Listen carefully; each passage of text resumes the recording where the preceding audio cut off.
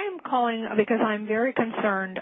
We have some actual proof that a trucker may actually be transporting bird flu. We have a federal agent who is aware, who has taken the documents to many agencies, including New York State Police, the FBI in many, many states, infection control disease. And what this trucker reported was that he works for Department of Homeland Security.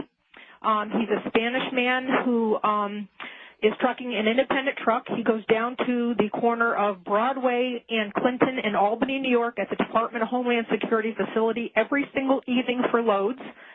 He said there are Raymore and Flanagan's and J.B. Hunt trucks ahead of him loading, that he has taken loads from a silo above Glens Falls. His truck actually was lowered into the ground into a silo. When the truck came out of the ground, he was given a shot in his arm told to protect his family. He transported iced, refrigerated loads to the Pentagon, Baltimore, Maryland, Tucson, Arizona. He was told that he told the federal investigator how he's getting paid through the Bank of America with a number. He walks up to a window. He presents his number. He is taken to a back room and paid in cash. He showed the federal agent $100,000 worth of receipts because he gets $5,000 per load, and he's done as many as 3 loads per day. Okay, now, wait, let me just stop you right here because this is amazing information to say the least. Now, perhaps he is transporting vaccines, refrigerated vaccines. Is that a possibility? Anything that has to be iced either has to be an antigen or an antibody. That's all we know. But we know that they gave him a shot to transport it, that they told him it was to protect his family, that it is obviously something that has to be kept refrigerated. He did one load for a complete week to Tucson, Arizona and back, but the amount of money that they're paying him under the table through Bank of America, only loading at night. They call him and they ask him to come down to meetings at Department of Homeland Security at 3 o'clock in the morning. They'll ask him how he's doing and send him back home and say, fine, you're okay, go back home. He has other truckers. He knows of a trucker with a 53-foot bed unit that took a missile type. He was able to see his load, and that was taken out to Phoenix, Arizona. He was given $18,000 to truck that load 2 times. It was 80 tons, and he blew his brakes. The Department of Homeland Security took care of it. He also has been to 2 silos. He's been to many cities with his loads. He's continuously working for Department of Homeland Security, and they are relocating him since the federal agents and the state police were notified. We were notified that he is being relocated to Tucson, Arizona at a base 15 miles below Tucson. And okay, now, let me just ask you, Mary, how did you come upon this information? I can't say. Just what I'm saying already has probably put me in danger, but it is a testimony that many people are aware of, and they are doing nothing about it. And some of the high-ups in New York State Police were quoted as saying, "It's bigger than both of us. We're not touching it with a 10-foot pole." Oh, my goodness. Wow. And we were told that there were retired New York State troopers that are getting paid 2 and 3 times their salary, that are the tail cars. They're actually in vans in back of these Raymore and Flanagan trucks in these transports, and they are within a mile behind them. So if you ever go down the New York State Thruway and look at these double Raymore and Flanagan trucks that are going west towards Syracuse, which is a CIA front, what they are doing is they have those tail cars in the back, and from what I understand, those are retired state troopers that are escorting those loads. Okay, stay right there because we've got a 4-minute break coming at us. She's given us a lot of facts supporting this. Mary, what do you think all of this means? He actually gave testimony to the names of the people that are running the show. There's a retired 3-star African-American general that's in Albany that's there late at night when he does his pickups. There's another guy named Fatah who is Muslim. There are many white suits. All the truckers, not just him, he named 5 of them, are being paid through Bank of America with their independent numbers. He has a uniform that he wears, which is a light blue shirt with buttons down the front, short sleeve. It says Eastern Connection with a red and orange sewn insignia on the shirt. He has to wear black pants and white sneakers, or they do not allow him to the facilities. He is not allowed to stop the truck once they start it to urinate. They have to either go in urinals or pee in the truck. They are at the end of their transport. They are given a white bag by Department of Homeland Security that they have to put all their belongings in. They are not allowed to chew gum in the cabs of the trucks on the transports. They are escorted when he's been to the Pentagon. There have been people with 45s around their waist in plain clothes that have met the trucks, and also on the slips that he gets paid.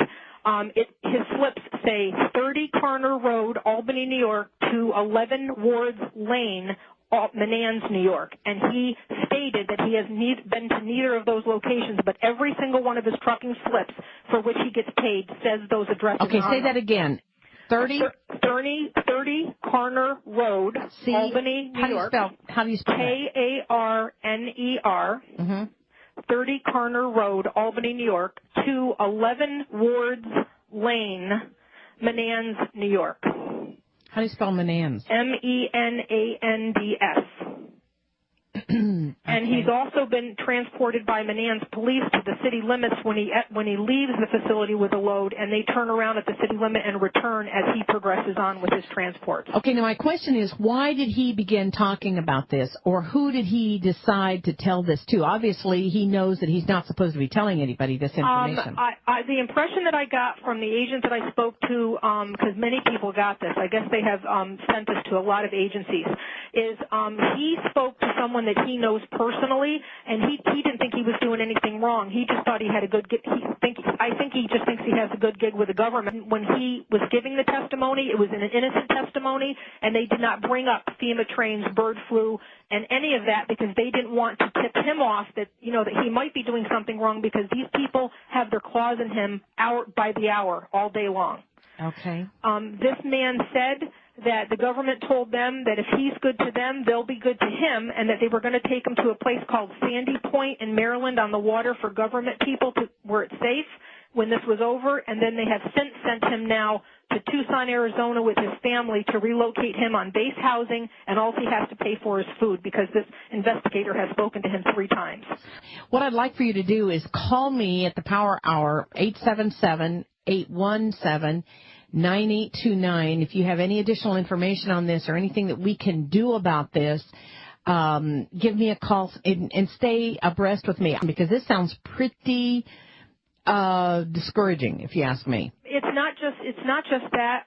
He's had lead cars that they'll tell him where he's got to go, and he'll be going from point A to point B, and somebody will interrupt the trip and then divert him down a road. He went to Glens Falls, New York, went to a dead-end street by a Stewart's by the Civic Center in Glens Falls, New York. They opened a gate, and he drove 6 miles on a gravel driveway to an underground silo. When the truck came out of the silo after he waited with the other truckers for 3 hours while they loaded in secret, the people who appeared with the truck when the truck was coming out of the ground had Tyvek suits, the mask, the gloves, and all the works on. He's also transported at the 109th Air Guard at Stratton Air Force Base.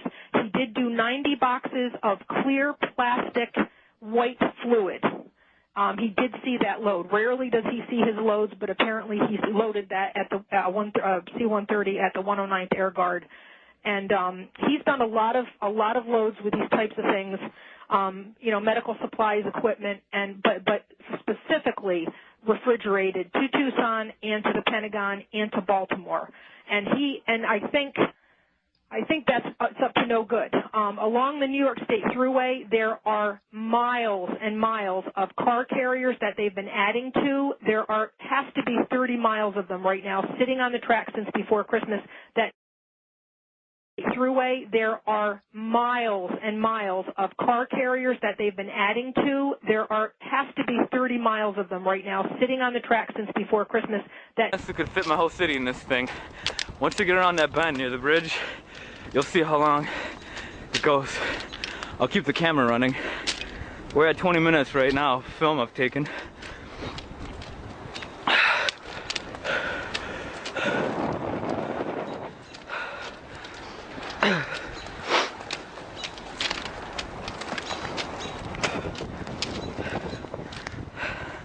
Alright, I'll try to start jogging.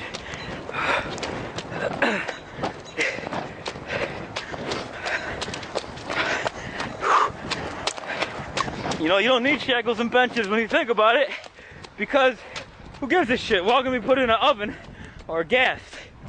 Why does it matter?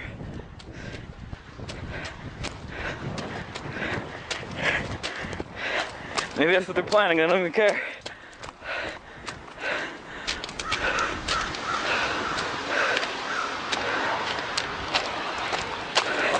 Take a look. Get out here.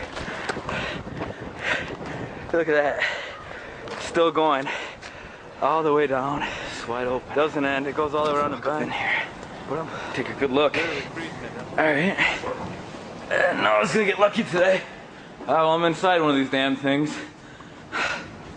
As you can see, train is massive.